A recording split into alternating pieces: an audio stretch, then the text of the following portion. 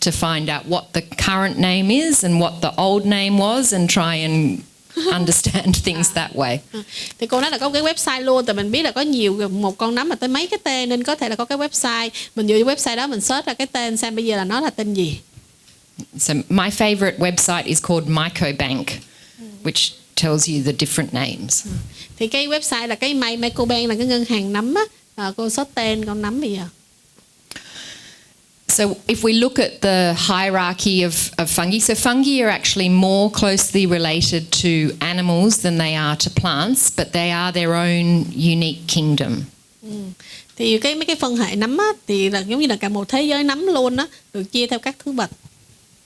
And the ending of the names just tells you which subdivision within that hierarchy that name corresponds to. So the ending is important. Là cái cây phả hệ đó mọi người, thì mọi người nhìn có cái chia mà cái phân lớp mà thấp nhất luôn á, là quan trọng nhất là tên của con nấm. And the example I give you is just Candida albicans, the different structural names which end up being Candida albicans. Cuối cùng mọi người thấy Candida albicans là cái tên cuối cùng thôi, nhưng mà thiệt ra nó phải đi qua ông bà cha mẹ gì rất là nhiều ha. Okay. What's so funny? It's so funny because like I have no idea that Candida have so many like family, grandpa name, grandmother name, children, sister. Okay. It's true. Okay, so there are over 100,000 different fungi that have been described, but there's predicted to be over 5.2 million of them. Thì mọi người có thêm cả 100.000 loài biết luôn á, tới 5,2 triệu là dự tính là mình chưa biết. And within a diagnostic laboratory, we probably only see about 100 of them, and then regularly we only see a very small proportion of those. May là nó chỉ có cả 100 con là liên quan tới nấm người thôi, mà trong phòng xét nghiệm mình thì cũng gặp mười mấy cái loại là cùng. This is just a breakdown of the different types of diseases that we can see. We see superficial, which very surface, cutaneous, subcutaneous and systemic. Và nó cũng gây bệnh những vị trí khác nhau, thí dụ như trên mặt da nè ha, da lông tóc móng dưới da là nó gây bệnh hệ thống. But those even cutaneous infections, they can be quite cosmetically we don't like them, so we do want to diagnose them and treat them and get rid of them, even though they're not going to threaten your life. Mấy cái nấm da đó mọi người, thì tại sao mọi người quan tâm ha? Thì thật ra là nó chỉ vì vấn đề thẩm mỹ thôi, mà thẩm mỹ thì rất là quan trọng với con người, đó là lý do mình học về các nấm da, chứ còn thật ra bị nó thôi thì cũng không có chết chóc gì. But it's the systemic infections, the infections that cause, a problem throughout your body, which are the most life-threatening, and where diagnosis and rapid diagnosis is really, really important to help patient survival. Còn mấy cái nhiễm nấm hệ thống á, là nhiễm nấm xâm lấn á, thì nó ảnh hưởng tới việc mà tử vong hay là sống còn của con người, nên mới học nhiều, mới phải quan tâm tới việc định danh nhanh và làm kháng nấm đồ.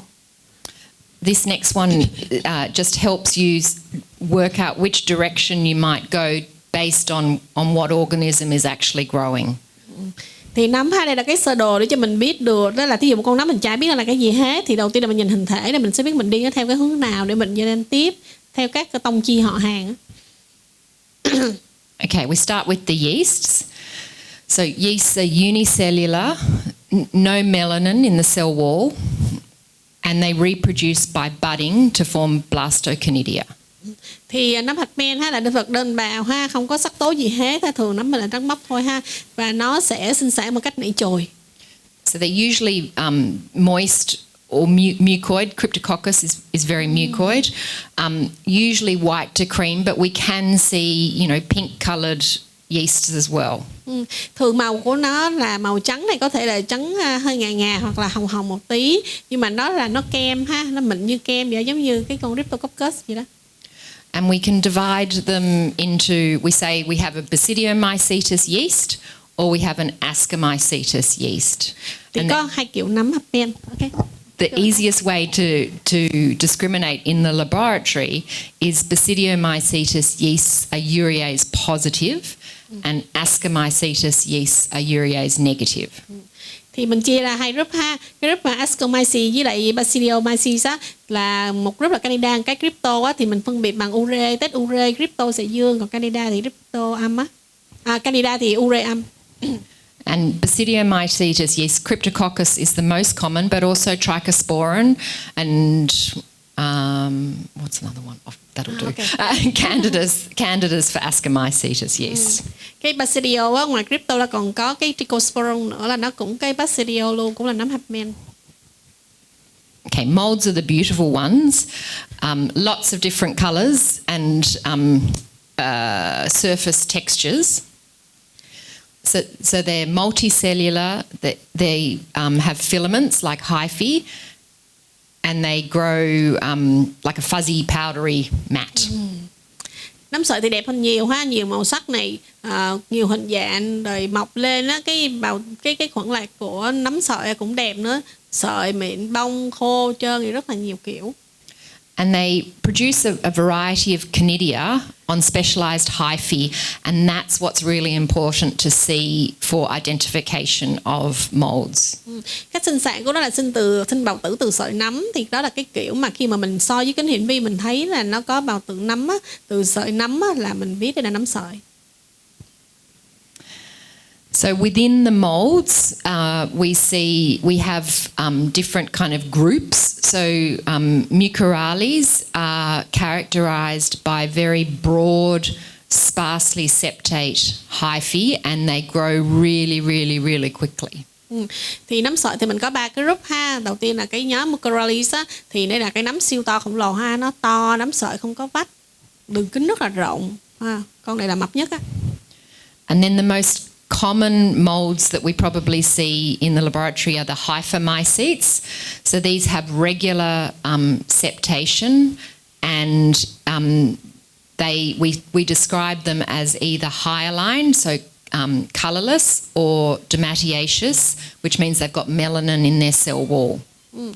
Và cái nhóm mà mình hay gặp thường xuyên trong phòng xét nghiệm á là cái nhóm hyphomycetes á, thì nó có vách đều ha. Nó khi mình soi á, thì nó sẽ trong suốt ha, nhưng mà bào tử của nó thì sinh melanin nên nó có sắc tố, nên nó có bào tử, nó có màu đen á.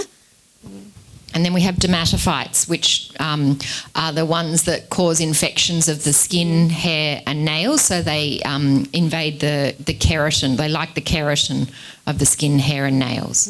Cái dermatophyte là mấy cái nấm da, nấm sợi, nấm da, nấm móng á, thì nó cực kỳ là thích keratin, thì là trên da, trên móng của mình nó có cái đấy nên mình mới nhiễm mấy cái nấm da, da lông, tóc, móng.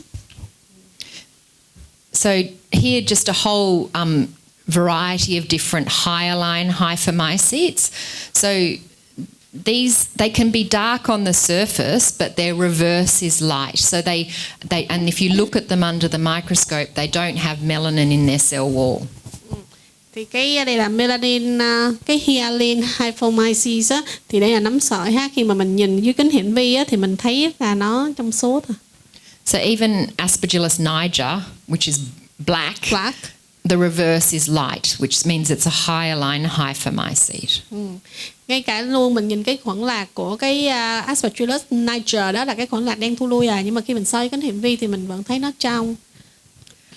The domatiaceous molds are the ones which they can be dark on the surface and dark on the reverse because of the melanin in the cell wall. Còn có cái hyphomycetes mà có cái melanin á, thì nó đen, ngay cả khuẩn lạc nó đã đen mà mình nhìn với kính hiển vi thì mình cũng thấy là nó đen luôn. And then we have the dimorphic fungi, which in Australia are not very common, but I know in Vietnam Talaromyces is quite common. So dimorphic have two different morphologies. Thì cái nấm lưỡng hình nó ở Australia là nó ít lắm, nhưng mà ở Việt Nam thì cô biết là có một cái nấm lưỡng hình mà khá là nổi tiếng, đó là Talaromyces á, thì là nó là cái nấm lưỡng hình ha, nó vừa thành dạng men rồi dạng sợi luôn.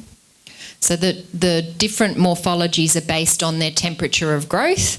So we say in Australia, mold in the cold, yeast in the beast. Thì nó tùy thuộc vào cái nhiệt độ mọi người. Thì nếu như mà là nóng thì là nấm hạt men, mà khi mà lạnh thì là nấm sợi. Yeah. So usually yeast like in the human, in the tissue or in the blood culture, and then filaments when you grow it in the laboratory. Thì khi mà mình ủ á, vì cái nhiệt độ ví dụ như 37 độ C, nhiệt độ trong cơ thể người á, như bệnh phẩm máu chẳng hạn, thì là nó sẽ mọc dưới dạng là nấm hạt men. Nhưng mà nếu như mình bỏ quăng nó ra ngoài phòng xét nghiệm mà nhiệt độ lạnh một tí á, thì nó thành nấm sợi. So the exception to that is coccidioides. So coccidioides, it produces a spherules, so big spherule in the human and then mold in the laboratory. Có một cái điều ngược lại đó là cái coccidioides á, là nó ngược lại ha. So even though these other dimorphics are not very common, you have to think about them in the laboratory because they travel to endemic areas and then they bring it back to the country where they live. Thì ra có những cái con mà ở Úc không có đâu, nhưng mà cũng phải nghĩ tới, tại vì có khi là người ta đi du lịch rất là nhiều và người ta đem nấm từ cái vùng, cái nước, cái châu lục khác đến. And for laboratory staff, these are the types of infections that can cause a problem for us. They can infect us as well in the laboratory. So you have to think about them. Còn về cái an toàn cho nhân viên xét nghiệm á, thì mình biết hai mấy con nấm này á, là có thể hoàn toàn có thể nhiễm cho nhân viên ở phòng xét nghiệm, nên phải cẩn thận. Just quickly, we look at the different ways we identify yeast. So yeast don't have very many morphologies because they're just single cell. So traditionally, we've used very simple morphology, germ tube, for identification, to help us with identification. But mostly we've relied historically on biochemical tests. Thì đa số về nấm hạt men thì cũng khá là dễ ha. Đầu tiên nếu như mà mình cơ bản á, thì mình xem cái cách mà nó sinh mầm ha, xem cái sợi cái tôm mầm ấy là thật hay là giả thôi ha. Ngoài ra thì có thể xem bằng cái sinh vật hóa học á, thì đa số bây giờ là cô sẽ làm cái phản ứng sinh hóa. So 20 years ago, every yeast that we grew, we used to do a germ tube test because Candida albicans is germ tube positive and the other yeasts are negative. So whereas now we never do germ tube because of better Maudie-Toff and things. Thì 20 năm trước là cô vẫn cho sinh nấm mầm, Candida sinh nấm mầm, còn mấy cái con Candida khác không phải albicans thì không sinh nấm mầm. Nhưng mà bây giờ là cô xài Maudie-Toff rồi. So I know many laboratories use the VITEC, which relies on biochemical tests, and the VITEC and other systems are excellent at identifying the common yeasts. The problem comes when it's an uncommon or a novel yeast, and I'll give the example of Candida auris. Thì về cái trắc nghiệm sinh vật hóa học mà trên cái hệ thống thương mại như VITEC chẳng hạn, hay là các hệ thống khác có khả năng định danh nấm hạt men á, thì nó định danh rất là tốt những cái con mà mình thường gặp gây bệnh trên người, nhưng mà những cái con mà là lạ hiếm thì không được. Cô sẽ có ví dụ về Candida auris sau. So when it's an uncommon one, the biochemical systems try to find an answer for you. It doesn't say I don't know the answer, use a different method. It tries to give you a best fit. So people can look at that and think that's the answer, but actually the likelihood is, very remote. So that's where the problem lies.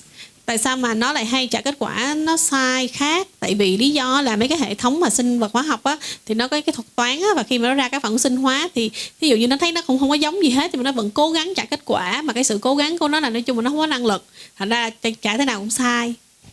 So when you get your VITEC score, you look at your ID, but also the probability.